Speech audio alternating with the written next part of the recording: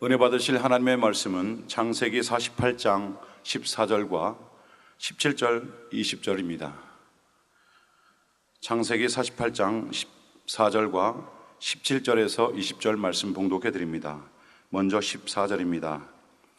이스라엘이 우수를 펴서 찾아 에브라임의 머리에 얹고 좌수를 펴서 므낫세의 머리에 얹으니 므낫세는 장자로도 파그를 어긋맞겨 얹었더라.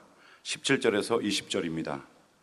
요셉이 그 아비가 우수를 에브라임의 머리에 얹은 것을 보고 기뻐 아니하여 아비의 손을 들어 에브라임의 머리에서 므낫세의 머리로 옮기고자 하여 그 아비에게 이르되 아버지여 그리 마옵소서 이는 장자니 우수를 그 머리에 얹으소서. 아비가 허락지 아니하여 가로되 나도 안다 내 아들아 나도 안다. 그도 한 족속이 되며 그도 크게 되려니와 그 아우가 그보다 큰 자가 되고 그 자손이 여러 민족을 이루리라 하고 그날에 그들에게 축복하여 가로되 이스라엘 족속이 너로 축복하기를 하나님이 너로 에브라임 같고 므낫세 같게 하시리라 하리라 하여 에브라임을 므낫세보다 앞세웠더라. 아멘. 사랑하는 성도 여러분, GCN 방송 시청자 여러분, 세대가 많이 바뀌었지만 얼마 전만 해도 우리나라는 장남의 역할을 중요하게 생각했습니다. 장남은 부모를 섬기고 재산을 상속받으며 그리고 가문을 이어나가기도 했지요. 이스라엘도 장자 중심의 사회였습니다. 우리와 비슷했지요. 이스라엘에서는 장자에게 더 큰 축복을 주었고 다른 형제에 비해서 두 몫을 상속했습니다. 장자에게는 축복할 때 오른손을 얹었지요. 왜냐하면 오른손은 힘과 능력을 상징하기 때문입니다. 오늘 설교의 제목은 좌수 우수입니다. 좌수는 왼손, 우수는 오른손을 말합니다. 오늘 본문 말씀이 기록된 창세기 48장에는 좌수와 우수라는 단어가 나오고 4명의 등장인물이 나옵니다. 최근 대형 서점 종교 부문에서 이슈가 되고 있는 책 잘 아시죠? 바로 나의 택한 야곱아 나의 벗 아브라함의 자손아입니다. 이 책의 주인공 야곱이 오늘 설교의 등장인물 중 한 분입니다. 그리고 야곱의 아들인 요셉과 요셉의 첫째 아들 므낫세, 둘째 아들 에브라임, 이렇게 4명이 오늘 설교의 주인공입니다. 오늘 본문의 말씀은 창세기 48장 내용인데요, 앞서 말씀드린 4사람이 펼치는 짧은 일화를 담고 있습니다. 그 내용을 간략히 살펴보도록 하겠습니다. 당시 야곱은 147세였고요 요셉은 56세 전후였습니다. 요셉의 두 아들 므낫세와 에브라임은 20대 전후의 청년이었습니다. 야곱은 임종이 가까웠고 요셉은 두 아들을 야곱에게 데리고 갑니다. 이때 야곱은 약 45년 전 베델에서 하나님께서 해주신 축복을 추억합니다. 많은 백성과 왕들이 야곱에게로부터 나온다고 하셨고 아브라함과 이삭에게 준 가나안 땅을 주신다고 약속하셨지요. 이어서 야곱은 두 손자를 친아들을 삼습니다. 창세기 48장 5절 중반절을 보면 두 아들 에브라임과 므낫세는 내 것이다. 르우벤과 시므온처럼 내 것이 될 것이요 라고 말합니다. 이것은 두 손자들을 야곱 자신의 것이라고 말하며 친아들 삼는 장면입니다. 이것은 두 손자 에브라임과 므낫세를 자신의 아들들과 동등한 대우를 하겠다는 의미가 되는 것이지요. 약 45년 전에 베델에서 하나님께서는 야곱에게 자손과 땅을 주시겠다고 축복의 언약을 해주셨는데 요셉의 아들인 두 손자들에게도 야곱이 받은 축복을 함께 받을 수 있도록 자격을 주고 있는 장면이지요. 이어서 요셉은 장자 므낫세를 야곱의 우편에 세웁니다. 자료 화면을 보시겠습니다. 그나마 비슷한 그림을 찾아서 약간 각색을 했습니다. 요셉은 자신의 첫째 아들 므낫세를 야곱의 오른쪽에 세웁니다. 그리고 야곱이 오른손 우수로 축복해 주기를 기대했습니다. 므낫세가 장자였기 때문에 그러하지요. 그렇지만 야곱은 왼쪽에 있는 둘째 아들 에브라임에게 오른손 우수를 얹습니다. 요셉의 기대와는 달랐습니다. 한 번 더 말씀드리면 요셉은 므낫세에게 우수를 얹기를 기대했는데 야곱은 동생 에브라임에게 우수를 얹어 장자의 명분을 축복합니다. 동시에 왼손, 그러니까 좌수를 오른편에 서 있는 므낫세에게 얹었지요. 여러분 화면을 보시면 아시겠지만 우수는 왼쪽에, 동시에 좌수는 오른쪽에 두면 어떤 모양이 될까요? X자 모양으로 교차되죠. 이것을 성경에서는 48장에서 어긋맞겨라고 표현하고 있습니다. 다소 생소한 단어이지만 어긋맞겨라는 표현을 그대로 쓰도록 하겠습니다. 이어지는 17절을 보면 좌수와 우수를 어긋맞겨 축복하는 야곱에게 요셉은 야곱의 손을 들어서 옮기고자 합니다. 그리고 바꿔달라고 말합니다. 므낫세가 장자이니까 므낫세에게 우수를 얹어달라고 말했지요. 하지만 이때 야곱은 19절 중반절에 나도 안다, 내 아들아 나도 안다 라고 말하며 요셉의 요청을 허락하지 않습니다. 그리고 동생이 형보다 더 큰 자가 될 것이라고 예언까지 합니다. 동생 에브라임을 형 므낫세보다 더 크게 축복하고 있지요. 여러분, 지금까지 말씀드린 이 좌수 우수 일화에 대해서 궁금한 점이 생기지 않으십니까? 제가 질문 3가지를 드려보겠습니다. 첫 번째 질문입니다. 야곱은 왜 요셉이 바꿔달라고 했는데도 굳이 우수를 찾아 에브라임에게 얹었을까요? 하는 것입니다.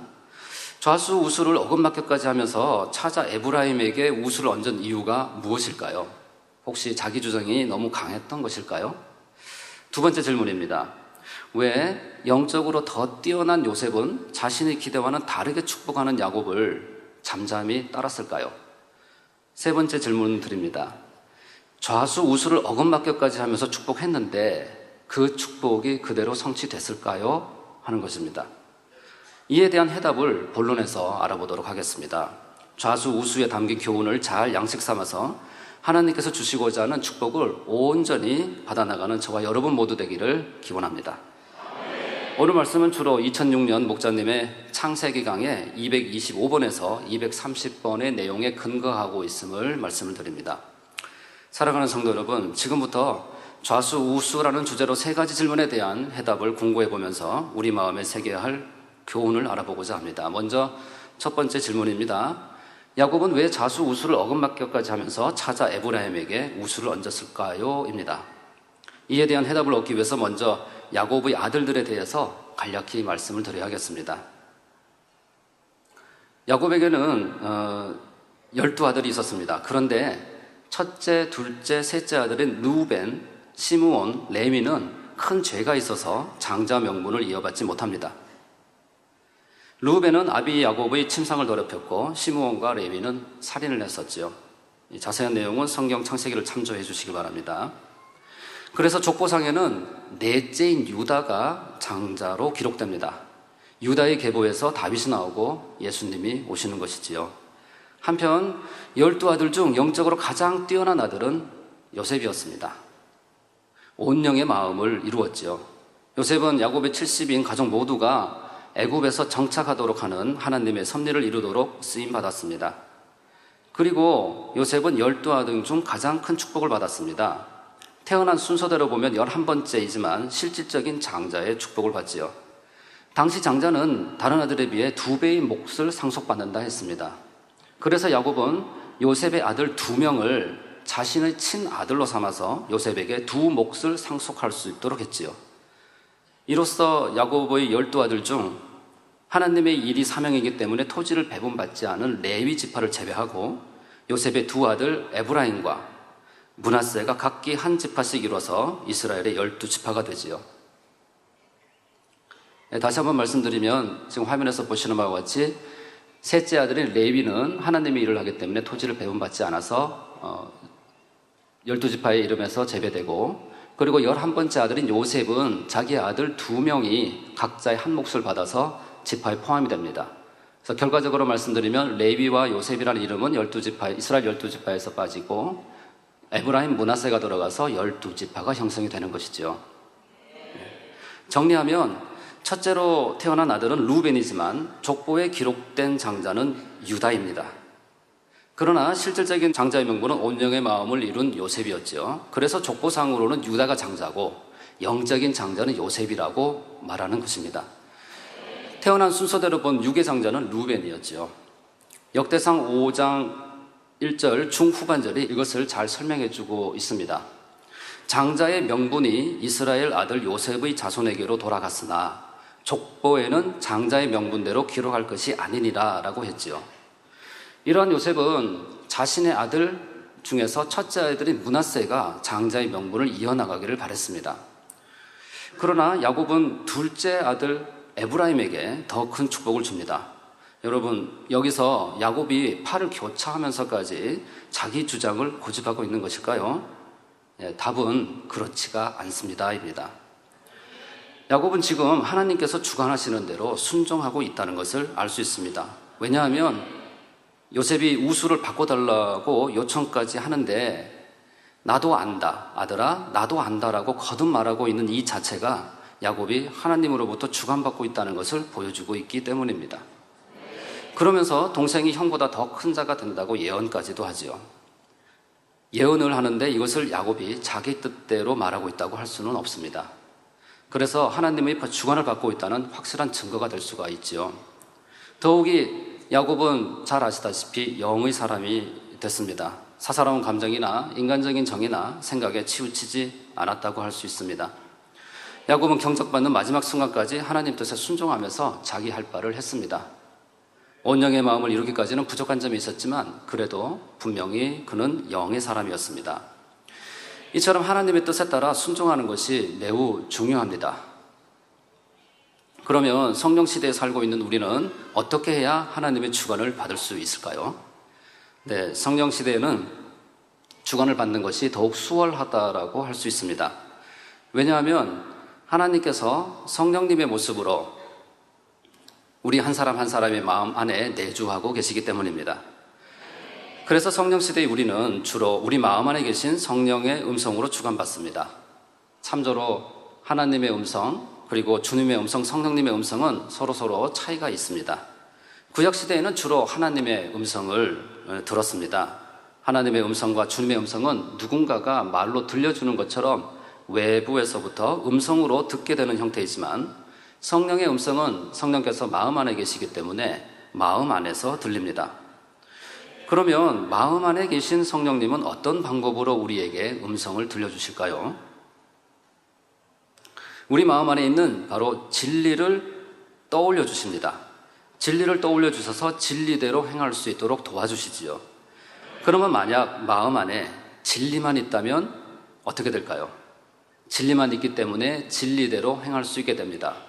이것이 바로 마음 안에 진리만 있는 상태가 바로 성결된 상태를 말합니다. 그러면 진리가 많이 채워지지 않았다면 성령의 음성을 들을 수 없을까요? 네, 아니지요. 그래도 성령의 음성을 들을 수 있습니다. 각자의 믿음의 분량에 따라 성령의 음성에 순종할 마음으로 진리의 말씀을 열심히 듣고 행하면 성령의 음성을 들을 수 있고 순종할 수 있습니다. 한편 진리로 많이 채워져 있어도 사모함이나 간절함이 적고 순종할 마음이 없으면 성령의 음성을 들을 수가 없습니다. 반대로 성령의 음성을 듣기 사모하고 순종할 마음이라면 미세한 성령의 음성도 들을 수가 있죠. 자세한 내용은 오늘 시간에 모두 언급할 수 없기 때문에 목자님의 2010년 성령의 음성 주관 인도라는 제목의 17편 말씀을 참조하셨으면 합니다. 하나님의 주관대로 행하는 것, 이것이 얼마나 중요한지에 대해서는 우리 만민의 역사가 잘 증거하고 있습니다. 그 중에서 GCN 방송 또한 하나님의 주관에 따라 이루어진 역사임을 볼 수 있습니다. 현재 GCN 방송은 방송 선교 주역으로 아버지 주님, 목자님을 증거하며 크게 영광 돌리고 있습니다. 목자님은 하나님의 주관을 정확히 받으셔서 2005년에 GCN 방송을 개국하셨습니다. 하나님께서는 방송 선교의 비전을 처음 주실 당시 사실상 방송을 아는 사람이 교회 내에 없었습니다. 그러나 목자님은 하나님께서 이끄시는 대로 순종만 하셨지요. 그 결과 지구촌 어디에서나 시청할 수 있는 세계적인 복음 방송국으로 성장하게 됐습니다. 처음 방송국을 만들 당시의 현실은 방송과 관련돼서 어떠한 것도 준비되어 있지 않았습니다. 사무실이나 장비도 없었습니다. 현재 신대방동에 있는 신학교 건물 한 켠에 사무실을 두고 책상 하나, 직원 한 명으로 시작하였지요. 현실을 보시지 않으셨습니다. 하나님께서 주관하신 대로 믿음으로 순종하셨지요. 목자님의 믿음이 오늘날의 GCN 방송을 이루게 된 것입니다. 지금도 이 설교가 동시 통역돼서 세계로 나가고 있지요. 예, 사랑하는 성도 여러분, 최근 겟세마네 기도처를 아름답게 꾸미시는 일도 하나님께서 주관하시는 일이라 말씀하셨습니다. 목자님께서는 하나님 주관대로 믿음으로 기도처를 꾸미시고 영의 잔치를 베풀어 주셨습니다. 여러분 잘 보셨지만 기후 조건이 꽃과 나무의 생육과 개화 시기 그리고 행사 시기 등에 맞춰서 적절히 조절되는 것을 저와 여러분 모두가 보셨습니다. 저는 기도처를 꾸미는 기간 동안 현장에서 기후가 조절되는 것을 경험을 했습니다. 작년 2005년 3월, 4월, 5월에 있었던 일인데요. 그 기간 동안 하나님께서 주관하신다는 것을 자주 경험할 수 있었습니다. 그 중에서도 특히 기후가 조절된다는 것은 참으로 놀라운 현상이었습니다. 많은 나무를 심은 후 많은 양의 물을 줘야 할 때도 비가 알맞게 내려주셨습니다. 너무 많이 와서도 안 되는데 적절하게 내려주셔서 필요한 만큼 물을 주시는 것을 경험해 보았습니다. 행사 전날에는 촉촉한 비를 내려주셔서 자연스럽게 청소도 됐습니다. 신기하게도 꽃은 다치지 않으면서도 나무와 풀과 보도와 건물에 붙은 먼지는 깨끗해질 정도로 알맞게 비가 내렸지요. 때를 쫓아서 무지개가 뜬 것은 물론입니다. 이처럼 하나님 주관대로 이루어지는 일이 얼마나 형통하게 이루어가는지를 우리 만민의 역사를 통해 잘 확인해 보실 수가 있으십니다. 지금까지 첫째 질문에 대한 답을 살펴봤습니다. 야곱이 좌수우수를 교차해서 축복한 것은 하나님께서 주관해 주셨고 야곱은 이에 순종한 일이었다 말씀드렸습니다. 또한 현실을 보지 않고 하나님께서 주관하시는 대로 믿음으로 순종할 때 하나님의 일이 창대하게 이루어지는 사례로 GCN 방송 겟세마네 기도처를 사례로 말씀을 드렸습니다. 이것은 사실 단편적인 사례에 불과합니다. 34년째 우리 재단의 역사 하나하나가 하나님께서 주관하시는 대로 행하신 목자의 믿음으로 이루어진 결과임을 저와 여러분 모두가 잘 알고 계시는 사실입니다. 이제 두 번째 질문에 대해서 살펴보도록 하겠습니다. 두 번째 질문은 요셉이 왜 야곱이 자신의 기대와는 반대로 축복하는데도 잠잠히 야곱을 따랐을까 하는 것이었습니다. 야곱은 좌수우수를 어긋맞게 축복했습니다. 요셉이 바꿔달라고 했는데도 야곱은 나도 안다 거듭말하며 하던 대로 했지요. 그런데 요셉은 더 이상 말하지 않고 잠잠히 따랐습니다. 왜 그렇게 했을까요? 요셉은 지금 야곱이 하나님의 주관을 받고 있다는 것을 바로 깨달았기 때문입니다. 영적으로 깨어있는 요셉이기에 가능했던 일입니다. 그런데 궁금한 것이 있습니다. 영적으로 더 앞선 요셉을 주관하시면 더 정확히 알아서 행할 것 같은데 왜 야곱을 주관하셨을까요? 이 상황의 주체는 바로 야곱이기 때문에 그렇습니다. 야곱이 주체다. 이 말은 무슨 의미일까요? 이 일은 야곱의 일이라는 뜻입니다. 12지파를 형성한 일은 앞서 말씀드린 바와 같이 야곱을 통해 이루어지는 하나님의 섭리였습니다. 따라서 에브라임 므낫세를 축복하는 일은 이스라엘의 머리인 야곱이 하는 일이지요. 이스라엘 12지파를 이루는 일이기 때문에도 그렇습니다. 이 일은 요셉이 주관받아 할 일이 아니었지요. 그래서 요셉이 주관을 못 받은 것이 아니라 요셉이 주관받을 이유가 없었던 것입니다. 요셉은 사실 좌수우수를 어긋맞게 축복하는 것을 보고 바꿔달라고 요청했지요. 물론 이것은 자기 의견대로 해달라고 강하게 주장한 것이 아니고 단지 자기 생각을 표현하는 정도였습니다. 그러나 요셉은 하나님께서 주관하시는 일이라는 것을 깨닫고 하나님께서 정하신 질서를 따랐습니다. 여기서 우리가 알아야 할 교훈은 바로 온전한 질서입니다. 야곱이 해야 하는 일이 있었고 요셉이 해야 하는 일이 있었습니다. 손이 해야 할 일이 있고 발이 해야 할 일이 있는데 손이 발의 일을 하면 참 어렵고 또 발이 손의 일을 하기가 상당히 어렵지요. 하나님께서는 이 세상 창조하실 때 영의 질서와 함께 인간 경작에 필요한 육의 질서도 만드셨습니다. 이런 질서가 어긋나면 손과 발이 뒤엉키듯 일하기가 쉽지 않지요.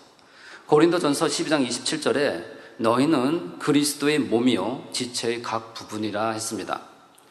21절에는 눈이 손더러 쓸데없다 하거나 머리가 발더러 쓸데없다 하지 못한다 했습니다. 우리는 서로 그리스도 안에서 한 몸이 되고 각 지체를 이루고 있습니다. 한 분 한 분 모두 소중하게 필요하십니다. 각자의 역할과 사명에 맞게 영과 육의 질서에 따라야 하는 것이 마땅한 일이겠지요. 영의 질서와 육의 질서가 주 안에서 조화를 이룰 때 이 질서가 온전해진다 하는 사실입니다. 목자님의 예화를 보면 이 온전한 영의 질서가 어떠한 것인지 쉽게 이해할 수가 있습니다. 개척하시기 전에 섬기시던 교회가 있으셨는데요. 담임 목사님께서 세상 지식이나 믿음, 신앙 면에서도 목사님보다 좀 부족한 분을 남성교회 회장으로 세우셨다고 합니다. 이때 목사님은 부회장이셨지요. 이때 목사님은 마음 중심으로 회장님을 잘 섬기셨다고 합니다. 회의 자료나 설교 등도 정리해드리며 최선을 다해서 질서대로 섬기셨지요. 하나님께서는 이런 목사님을 기뻐하셨다고 합니다. 이러한 질서는 사람과 사람 사이에서도 적용될 뿐 아니라 개개인에도 적용이 됩니다. 예를 들어서 어떤 분이 단 것을 많이 먹고 이를 닦지 않고 자는 일을 반복합니다. 결국 충치와 치석이 생기고 잇몸이 상했습니다. 이때 통증아 사라져라, 주여 믿습니다. 이렇게 하면 안 됩니다. 그러면 어떻게 해야 할까요? 우선 육의 질서를 무시하지 말고 치석부터 제거하고 치아 관리 잘못한 것을 회개한 후에 기도를 받아야 합니다.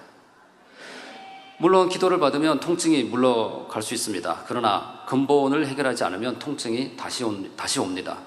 그러니 평소 때 치아 관리 등 육의 질서를 잘 지키셔야 되겠지요.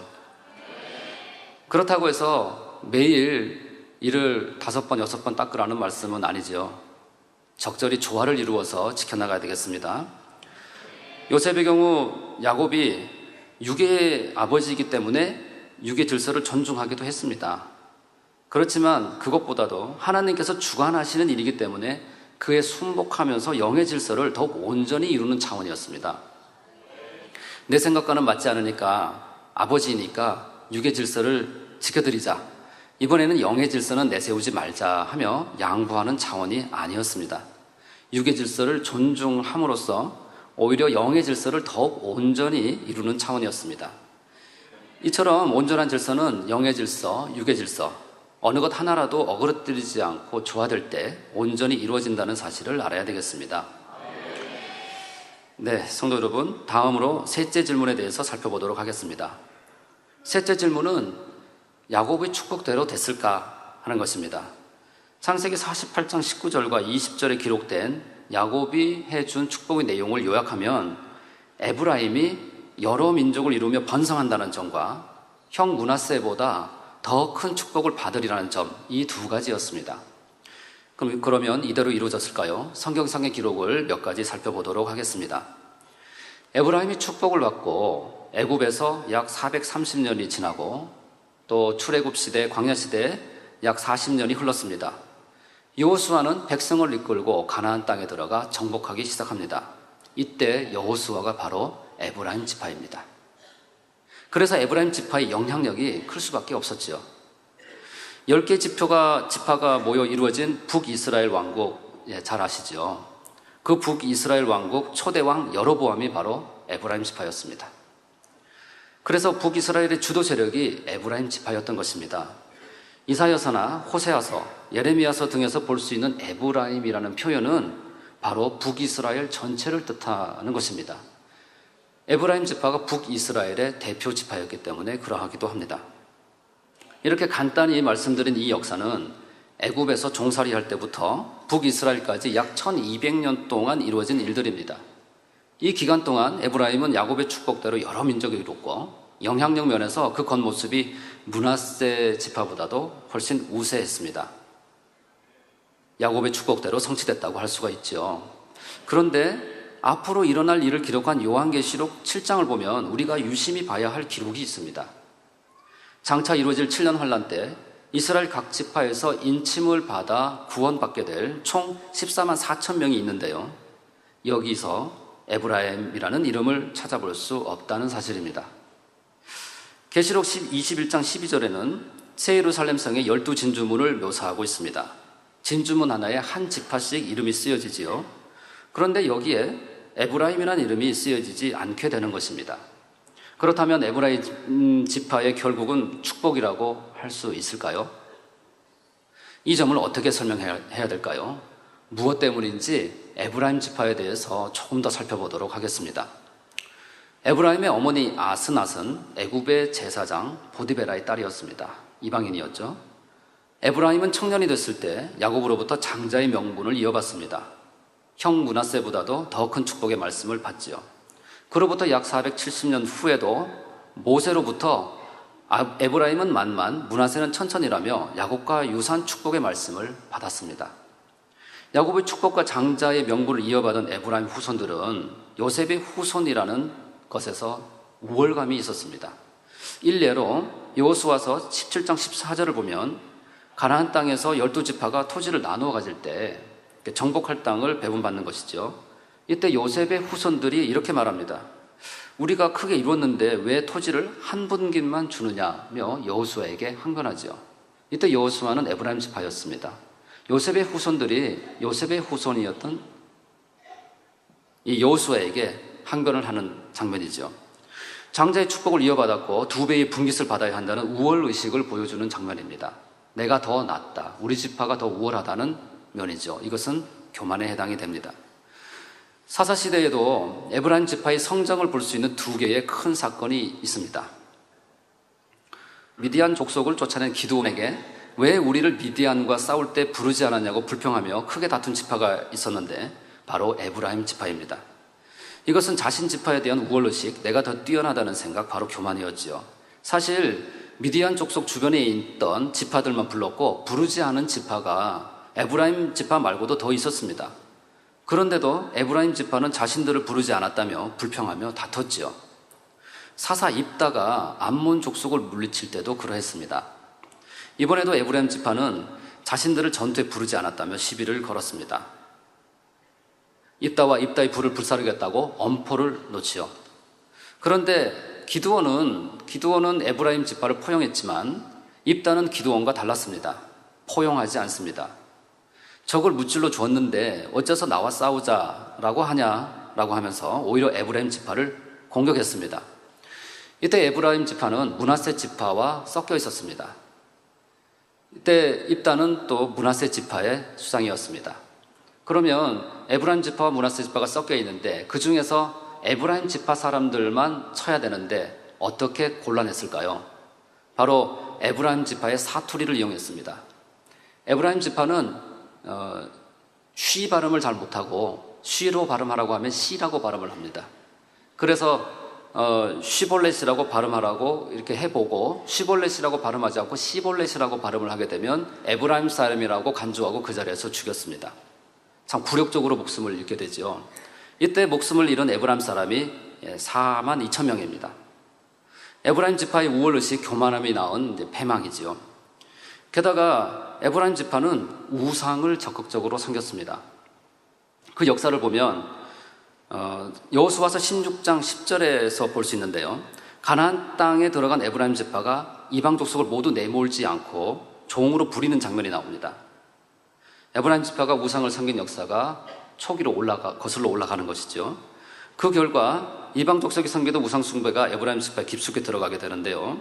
그 이후에 사사기 17장 18장에 보면 미가라는 사람이 자신의 집에 우상을 세우고 레위 지파 한 사람을 제사장으로 두는 장면이 나옵니다. 이때 이곳이 바로 에브라임 지파가 주로 거주하던 에브라임 산지 지역입니다. 에브라임의 우상 숭배, 이것이 그들의 유전이 된 것이지요. 특히 북이스라엘의 초대 왕인 에브라임 지파 여로보암은 적극적으로 우상을 숭배했습니다. 백성들까지도 우상을 숭배하게 만들었지요. 그 결과 에브라임, 다시 말해서 북이스라엘은 약 210년간 우상 숭배가 끊이질 않았습니다. 결국 기원전 722년경에 아수르에 의해서 멸망당하지요. 지금까지 말씀드린 이 내용이 바로 에브라임이 새 예루살렘 12문에 이름이 쓰여지지 않은 이유를 보여주고 있습니다. 여러분, 에브라임은 야곱의 축복을 받았습니다. 그러나 하나님 앞에 바로 서지 못하고 말씀대로 살지 않으니 멸망으로 가게 됐지요. 그 원인을 한 단어로 어떻게 표현할 수 있을까요? 바로 교만이라는 2글자의 단어입니다. 에브라임은 교만은 멸망이라는 법칙의 표본이 되고 말았습니다. 에브라임의 역사는 하나님의 말씀을 받았는데도 축복을 내 것으로 만들지 못하게 하는 가장 큰 원인 중에 하나가 바로 교만이라는 사실을 알려주고 있습니다. 에브라임의 교만에 대해서 이사야 28장 1절에서 에브라임의 교만한 멸류관이라고 표현하고 있고요. 호세아는 호세아서 7장 8절에서 뒤집지 않은 전병이라고 표현하고 있습니다. 전병은 곡물가루를 반죽해서 구운 과자 또는 떡입니다. 약간 두껍게 구운 것도 있고 둥글게 구운 것, 얇고 둥글게 구운 것, 굽는 모양에 따라서 다양한 모양을 가지고 있죠. 성경에서는 떡이라고도 표현을 하기도 합니다. 이 뒤집지 않은 전병은 겉만 봐서는 한쪽 면이 타고 있는지를 잘 모릅니다. 화면을 보시기 바랍니다. 네, 이 그림을 자세히 보시면 위에 있는 4개의 전병은 뒤집었습니다. 그래서 노릇노릇하게 잘 익고 있고 아래에 있는 4개의 전병은 뒤집지 않았습니다. 이 그림을 보고 어떤 느낌이 드십니까? 밑에 있는 4개의 전병을 뒤집어 주고 싶은 생각이 들지 않으신가요? 저렇게 뒤집지 않으면 겉으로 보기에는 괜찮은 것 같지만 한쪽 면은 타 들어가고 있습니다. 이것이 바로 뒤집지 않은 전병입니다. 겉은 멀쩡해도 아래쪽 속은 타고 있지요. 에브라임은 뒤집지 않은 전병과 같이 외형적인 모습이 영향력 있고 흥한 것 같았지만 내적으로는 심히 타락했었습니다. 오늘날 우리가 살고 있는 세상, 뒤집지 않은 전병과 같은 것 같지 않으십니까? 흥한 것 같지만 심히 타락해 있습니다. 혹시 나 자신도 뒤집지 않은 전병의 모습은 아닐까 늘 점검해야겠습니다. 겉모습은 그럴듯한데 속은 그렇지 못한 외식하는 모습, 기도하는 것 같은데 실제는 잡념으로 차 있는 모습 등도 뒤집지 않은 전병과 비슷한 모습이겠지요. 이처럼 교만은 뒤집지 않은 전병의 모습과 같습니다. 겉보기에는 멀쩡한 것 같지만 자신도 모르게 스며드는 교만은 자기도 모르는 사이에 자신의 한쪽 면, 마음을 태우고 있습니다. 루시퍼의 배신이나 선악과 사건, 바벨탑 사건 등 태초에서부터 오늘날까지 교만은 끊임없이 우리를 방해하는 죄성입니다. 여러분, 전병은 때가 되면 뒤집어서 익혀야 먹을 수 있습니다. 그래야 버려지지 않지요. 우리의 신앙이 평안하고 안주하는 것 같을 때 한쪽 면이 타는 줄 모르는 전병의 모습을 떠올려 보며 점검할 필요가 있겠습니다. 타기 전에 발견하여 뒤집어 줘야 되겠지요. 여기서 뒤집어 준다는 말은 신속히 우리를 변화시키고 바꿔야 한다는 의미이겠습니다. 이처럼 우리가 늘 경계해야 될 교만에 대해서 구체적인 내용을 알기를 원하시면 목사님의 사랑장 설교, 잠언 강해 설교 등을 참조하시면 좋겠습니다. 최근 이명 목사님께서도 3차례에 걸친 교만에 대해서 설교해 주셨습니다. 여러분, 우리는 에브라임의 축복과 패망의 역사를 통해 중요한 교훈을 얻을 수 있습니다. 한마디로 표현하자면 자기 하기에 달렸다라고 요약할 수 있습니다. 물론 자기 뜻대로 하라는 의미는 아닙니다. 자기가 하되 얼마나 하나님 말씀대로 하느냐 임을 뜻하지요. 하나님께서 아무리 큰 언약의 말씀을 해 주셔도 자기 스스로가 해야 할 일을 얼마나 잘 감당하느냐에 따라서 결과는 얼마든지 달라질 수 있다는 것을 의미합니다. 진정한 축복은 자기 스스로가 하나님 앞에서 어떻게 행하며 얼마나 진리와 선을 쌓아가느냐에 따라 정해진다는 사실입니다. 이것은 오늘날에도 동일하게 적용됩니다.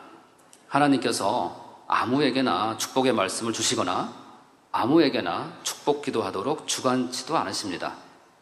직접 축복해 주시는 경우는 더더욱 드물지요. 아주 귀한 것입니다. 그토록 귀한 축복의 말씀이나 기도를 받았다고 해도 자신 스스로가 그것을 이루기 위해 노력하며 변화되지 않는다면 축복대로 된다는 보장을 받을 수가 없지요. 그래서 하나님께서는 축복하실 때 단서를 붙이는 경우가 대부분이십니다. 아브라함이나 사도 바울처럼 택정받은 사람이라면 축복에 단서를 붙이실 필요는 없으시겠지만 그런 경우는 극히 드뭅니다. 솔로몬의 경우를 예로 들어보겠습니다. 열왕기상 3장 14절에 너가 만일 너 아비 다윗의 행함같이 내 길로 행하며 내 법도와 명령을 지키면, 단서죠, 내가 또 내 날을 길게 하리라 라고 했습니다. 다윗의 행함같이 하나님의 길을 행하고 하나님의 규례와 명령을 지키라는 것이 솔로몬에게 주신 축복의 단서였습니다. 그러나 솔로몬은 그 단서를 점차 잊어버리고 우상을 섬기는 등 국가를 분열시키는 원인을 제공하고야 말았죠. 하나님께서 말씀하시는 축복의 단서는 그 내용이 참으로 한결같습니다. 그 근본은 하나님을 경외하라는 말씀이지요. 그러나 에브라임은 그 귀한 축복을 받으면서도 하나님께서 요구하시는 축복의 단서를 점차 잊어버렸습니다. 교만했고 또 우상을 숭배했습니다.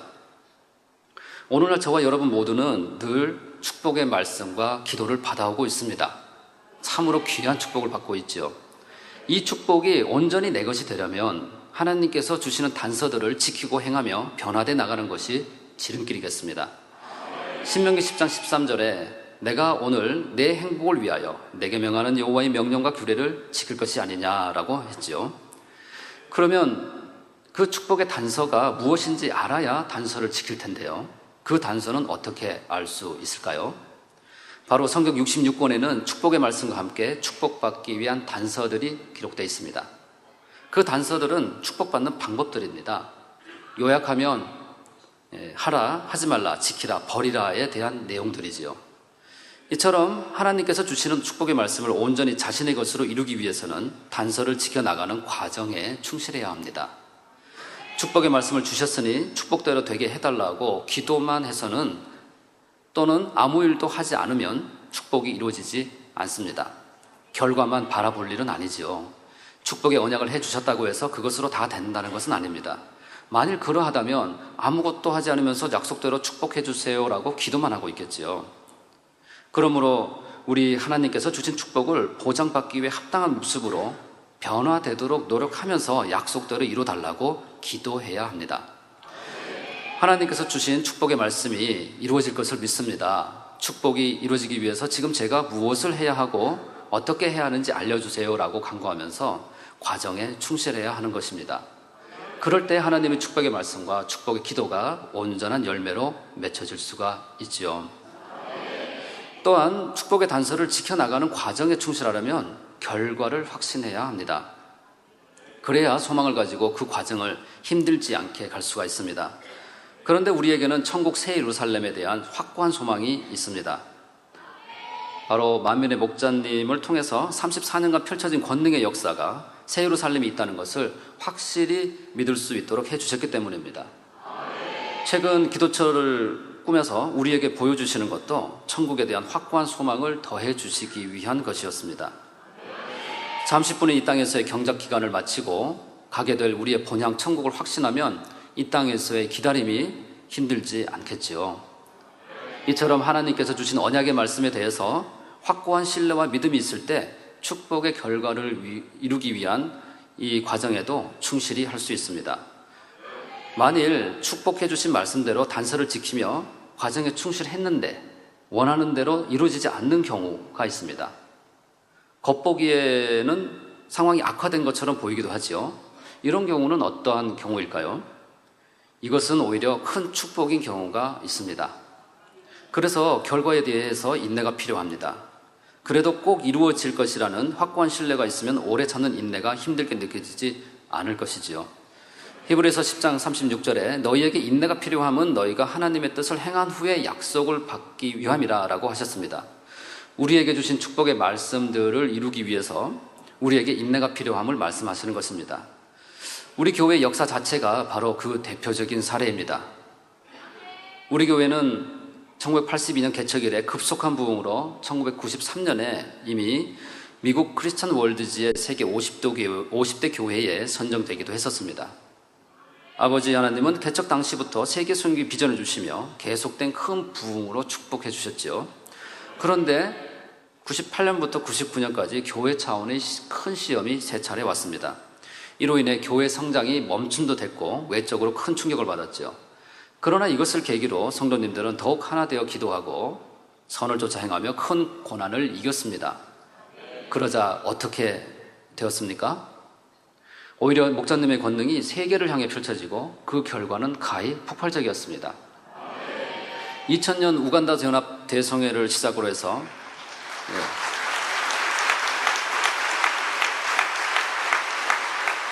본격적인 세계 선교가 시작되고 12번의 성회를 거쳐 2010년에는 그 복음이 전해지기 어렵다는 이스라엘을, 그리고 2011년에는 에스토니아 성회를 이루셨습니다. 수만에서 수십만, 수백만에 이르는 인파가 모이고 국영방송을 비롯한 각종 텔레비전과 방송 매체를 통해 중계됐습니다. 현재 전 세계 1만여 지협력 교회를 둔 초대형 교회로 성장했지요. 그 흐름 속의 주인공들이 바로 이 자리에 계신 여러분 모두이십니다. 여러분 잘 아시는 인도 성회도 그러합니다. 인도 도착하시는 날로부터 바로 비가 오셨죠. 언뜻 육의 눈으로 현실을 보면 불통으로 생각할 수 있습니다. 그러나 결과는 어떠했습니까?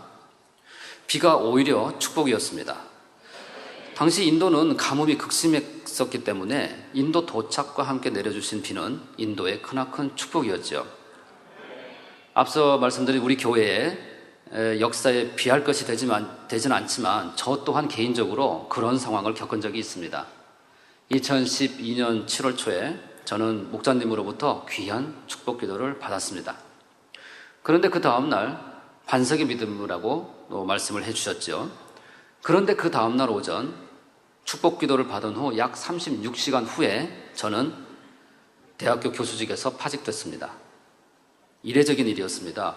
언뜻 보기에는 불통으로 보이죠. 그렇지만 6개월 후에 다시 복직됐습니다. 이것도 이례적인 일이었습니다. 그 과정을 겪으면서 영의 마음을 이룰 수 있도록 축복을 받게 되었습니다.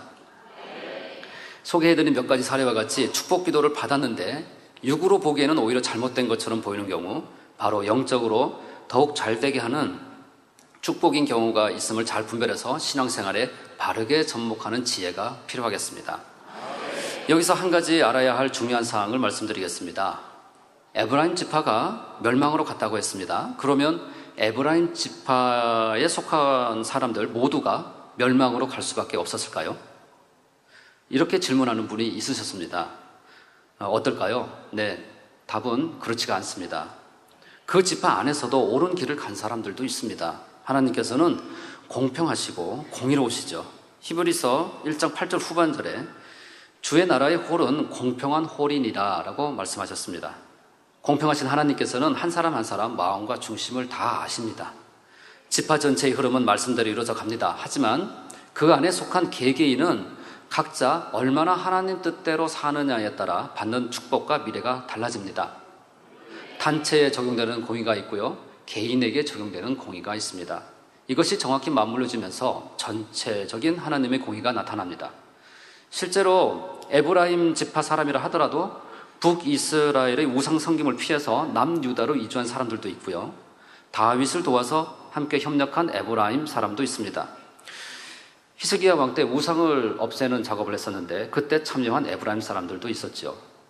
축복이 주어진 지파 중에서 그 언약에서 벗어난 사람이 있을 수 있고, 저주의 말씀이 주어진 지파 중에서도 개인적으로 얼마든지 축복의 테두리 안에 들어올 수 있는 사람도 있다는 사실에 대해서 알아두셨으면 좋겠습니다.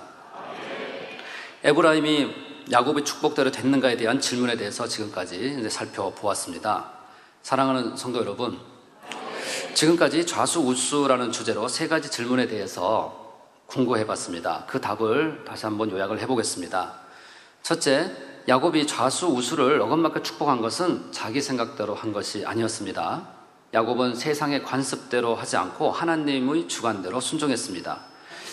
육의 현실대로라면 할 수 없는 일이라도 하나님의 주관대로 순종할 때 사람의 생각으로는 할 수 없는 하나님의 일들이 크고 창대하게 이루어진다는 사실을 우리의 만면의 역사로 잘 알 수 있었습니다. 둘째, 야곱이 좌수우수를 어긋맞게 축복한 것을 요셉이 잠잠히 따른 것은 하나님께서 세우신 질서를 온전하게 이루어 드리는 것이었습니다.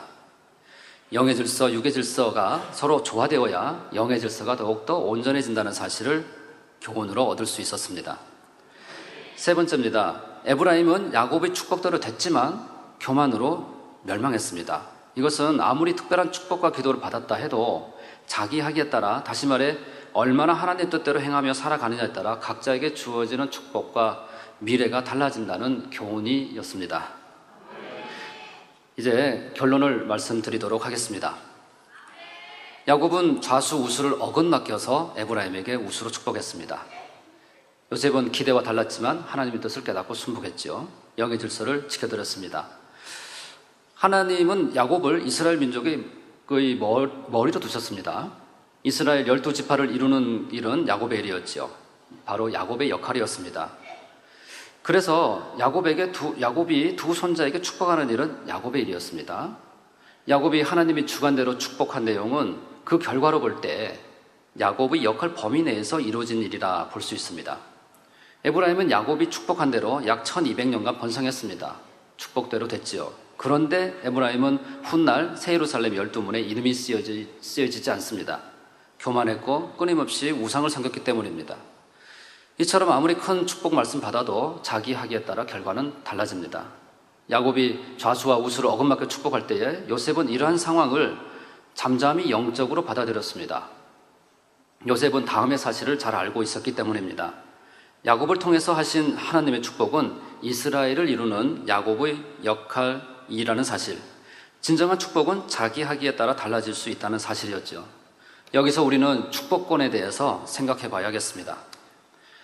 하나님께서 영의 사람을 통해 주관하신 야곱의 축복은 야곱의 역할 범위 내에서 이루어졌다 볼 수 있습니다. 목자님께서는 축복권이 온전히 임하려면 온영이어야 한다고 말씀하셨지요. 하지만 영의 사람이어도 함께하는 사람들에게 복이 임한다고 하셨습니다. 그러나 아무리 온영과 영의 사람과 함께 한 공간에 있어도 하나님 앞에 합당치 않으면 축복이 임할 수 없는 것이 공이라고 말씀하셨죠. 그런데 우리 만민은 어떻습니까? 하나님께서 주시는 축복의 언약이 목자님을 통해서 이루어지고 있습니다. 오늘 말씀에 등장하는 야곱을 통한 축복과는 많이 다르지요. 목자님을 통해서 해주신 축복의 말씀은 전 세계 영혼을 구원으로 이끄시는 것, 많은 영혼을 새 예루살렘으로 이끄시는 것이라고 표현할 수 있겠습니다. 그 축복의 언약이 지금 우리 만민에게 34년간 폭발적으로 성취돼 가고 있습니다. 개척 이후 끊임없이 계속되는 기사 표적, 권능의 역사와 세계 선교, GCN 방송, WCDN, 문서 선교 등을 비롯해 수많은 증거들이 있습니다. 무엇보다도 가장 큰 축복은 우리 영혼의 변화라고 볼 수 있습니다. 새 예루살렘으로 이끄신다는 축복의 말씀대로 많은 분들의 영혼이 잘 되고 있고 범사의 축복을 받아나가고 있습니다. 온영의 분들도 속속히 나오고 계시지요. 가나안 성전 또한 눈앞에 두고 있습니다. 최근 겟세마네 기도처에서 진행된 8번의 행사와 지난 목요일의 생신 만남을 통해서도 축복의 언약과 성취의 증거를 볼 수 있습니다. 축복의 말씀대로 기상과 기후가 조절되는 것을 저와 여러분 모두가 보셨습니다. 저와 여러분 모두가 현장 증인이시죠. 우리 모두는 오늘 설교의 제목처럼 하나님 주관대로 목자님의 좌수와 우수를 통해 축복의 언약을 받고 있다고 비유할 수 있겠습니다. 축복을 받고 있는 우리는 이 설교를 통해서 에브라임이 주는 교훈을 기억해야겠습니다. 에브라임은 아무리 하나님께서 야곱을 통해 주신 축복의 공간 안에 있어도 축복의 단서를 잊어버리고 지키지 않으니 결국 멸망으로 갔습니다. 그러면 우리는 어떻습니까? 에브라임은 축복의 단서를 잊어버리고 멸망으로 갔지만 우리는 축복의 단서들을 잊어버리려고 해도 잊어버릴 수 없는 강력한 축복의 공간에 살고 있습니다. 왜냐하면 만민을 통해 일어나는 특별한 체험들 때문이기도 합니다. 매주 수많은 권능의 증거들을 보고 있는데 직접 보고 있는데 어찌 우리가 잊어버릴 수 있겠습니까? 뿐만 아닙니다. 오늘 설계 교훈처럼 자기 하기에 달렸다고 하는데 내가 해야 할 바를 목자님께서 99를 감당해 주셨습니다. 그 때문에 엄청난 대가를 치르시며 공의를 채우고 계시지요. 99를 감당하고 계신다는 말씀을 드릴 때마다 목자님의 사랑과 희생에 참으로 숙연해집니다. 여러분, 이것이 얼마나 우리에게 주어진 큰 특혜입니까? 지난 3일 전 목자님 생신 때도 목자님은 저희를 위해 축복 기도를 해주셨습니다. 2016년 초 설 만남 때 해주신 말씀입니다. 99는 목자를 신뢰함으로 목자와 하나 되면 채워지지만 남은 일은 여러분 각자의 몫입니다 라고 당부하셨죠. 그 말씀은 오늘 설교에서 말씀드린 자기하기 달렸다와 같은 맥락이지만 그 자기하기 중에서도 우리는 일만 감당해도 축복받는다고 하는 놀라운 특혜를 주고 계시는 것이죠. 저희 여러분 모두 지난 주일 목자님의 대예배 말씀처럼 믿음의 받침대를 나의 1%의 공의로 세울 수 있도록 자신의 몫을 잘 감당해야 되겠습니다. 사랑하는 성도 여러분, 만민의 공간 안에 들어온 분들은 이미 많은 축복을 받고 있습니다. 이 축복은 아버지 주님 목자님의 공간 안에서 온전한 주일 성조와 11조 등 최소한의 공의만 채워도 받고 있습니다. 하지만 아무리 축복의 공간에 있다 하더라도 에브라임과 같이 벗어나서는 축복을 끝까지 보장받을 수가 없지요. 하나님 말씀대로 살아야 그 공간 안에서 주어지는 축복을 내 것으로 만들 수가 있습니다. 아버지 하나님께서는 공의로우시고 축복받을 사람을 찾으신다는 생신만남 시 하신 목자님의 말씀처럼 하나님께서는 자기 하기에 따라 틀림없이 우리가 심고 행한 바 그 이상으로 축복해 준다는 법칙을 우리는 잘 알고 있습니다. 빌립보서 4장 13절의 말씀, 내게 능력 주시는 자 안에서 내가 모든 것을 할 수 있느니라 그 말씀대로 내게 능력 주시는 그분의 공간 안에서 1%의 자기 몫을 넉넉히 이루며 2016년 중반기를 힘차게 제도해 가시고 한 번도 빠짐없이 우리에게 약속하신 축복을 온전히 받아 나가는 저와 여러분 모두가 되길 주님의 이름으로 기원합니다. 말씀 참고하시면서 통성으로 함께 기도하시겠습니다. 사랑자치신 아버지 감사합니다. 오늘 좌수우수라는 제목으로 아버지께서 주신 뜻을 공부해 보았습니다. 야곱은 하나님의 뜻에 순복하였고 요셉은 온전한 영적 지사를 세워드렸습니다. 에브라임의 역사를 통해 축복은 자기에게 달렸다음을 알려주셨습니다. 아버지께서 우리 목자님을 통해 주신 아버지의 축복 말씀이 얼마나 소중한 것인지 마음에 새겨서 온전히 자신의 것을 삼아나갈 수 있도록 우리 만민의 재단을 목자께서 우리를 이끌어 주시게 하시니 참으로 감사드립니다. 목자님의 희생과 사랑을 통해 우리에게 펼쳐진 권능의 역사가 얼마나 소중한 것인지 더더욱 마음에 담고 진정한 사랑의 하나님께서 주시고자 하는 축복을 마음껏 받아나가는 우리 모두가 되게 하옵소서. 모든 영광 아버지께 올려드리오며 감사하고 우리 주 예수 그리스도의 이름으로 기도하옵나이다. 아멘. 영상을 통하여 당장님의 환자 기도를 받겠습니다. 아프신 분들은 아픈 곳이나 연약한 곳에 손을 얹고 기도받으시고 아프지 않으신 분들은 가슴에 손을 얹고 마음에 손을 뇌 믿음으로 기도받으시기 바랍니다. 할렐루야. 전능하신 사랑의 아버지 하나님, 이 시간 기도받는 모든 성도님들 위해 안수하여 주옵소서. GCN과 인터넷과 화상을 통해 기도받는 지교회와 지성전 그리고 전세계 하나님의 자녀들 위에도 시공간을 초월하여 역사하여 주시기를 원합니다. 믿어지는 믿음을 주시고 부정적인 생각과 의심의 세력을 물리쳐 주옵시며 모든 시험 환난도 물리쳐 주옵소서. 머리부터 발끝까지 오장육부 뼈 마디마디 온몸의 신경 조직 세포 등 아픈 곳마다 성령의 불로 태우시고 근본의 빛으로 역사하여 주옵소서. 예수 그리스도의 이름으로 명하노니 원수마귀 사단 모든 질병 균 연약함아 물러가라. 빛이여 임하라. 모든 불치 난치병도 성령의 불로 태워 깨끗하게 역사하여 주옵소서. 말라리아를 비롯한 모든 풍토병도 물리쳐 주옵소서. 감기, 기침, 열, 몸살, 독감 등 각종 유행성 질병도 다 물러가라. 어떠한 유행성 질병 균도 틈타지 않게 지켜 주옵소서. 위암, 폐암, 간암, 유방암, 자궁암, 대장암, 피부암 등 각종 암과 에이즈, 백혈병, 뇌졸중, 고혈압, 저혈압, 심장병, 폐병, 위장병, 당뇨, 부인병, 피부병, 갑상선 질환과 모든 염증도 깨끗게 하여 주옵소서. 소아마비, 중풍, 관절염, 디스크도 온전케 하여 주옵소서. 요통, 두통, 신경통을 비롯한 모든 통증은 사라질지어다. 간질, 자폐증, 우울증, 조울증, 노이로제 등 모든 정신질환도 물러가라. 모든 마비된 것도 풀어지고 일어나 걷고 뛸지어다. 눈도 잘 보이게 하옵시고 귀도 잘 들리게 하여 주옵소서. 소경은 눈을 뜨고 기머거리는 들으며 벙어리는 말할지어다. 각종 사고, 후유증도 깨끗게 하시고 부러진 뼈도 붙여 주옵소서. 화상 입은 것도 온전케 하옵소서. 화기야 물러가라. 열도 물러가라. 아버지 흉터도 나지 않게 역사해 주시기를 원합니다. 마약을 비롯하여 각종 약물과 독극물 중독도 깨끗함을 입을지어다. 죽은 신경과 세포가 살아나며 죽은 자도 살아나게 하여 주옵소서. 잉태의 축복도 주시기를 원합니다. 잉태 축복을 받으라. 예수 그리스도의 이름으로 명하노니 원수마귀 사단을 하늘 공중 곳에 잡은 악의 영들아 물러가라. 그의 사자들도 물러갈지니라. 이 땅의 악한 영, 더러운 영, 거짓되고 간사한 영, 이간질하고 미혹하는 모든 어둠들은 물러가라. 모든 흉악의 결박을 풀고 어둠아 물러가라. 빛이여 임하라. 아버지 하나님, 부르짖어 기도할 수 있는 능력을 주시고 죄를 버리고 성결될 수 있는 능력을 주옵소서. 영혼이 잘됨같이 범사에 잘되게 하시고 가정의 복음화도 이루어 주시길 원합니다. 한 주간도 모든 사고와 재앙으로부터 지켜주시고 불통이 없는 형통한 삶을 살 수 있도록 축복해 주옵소서. 성령의 불담으로 천군 천사와 주님의 불꽃 같은 눈동자로 모든 하나님의 자녀들과 가정, 일터, 사업들을 지켜주시기를 원합니다. 학생들에게 지와 명철을 더하시고 공부도 할 수 있는 뜨거운 마음과 열정도 더하여 주옵소서.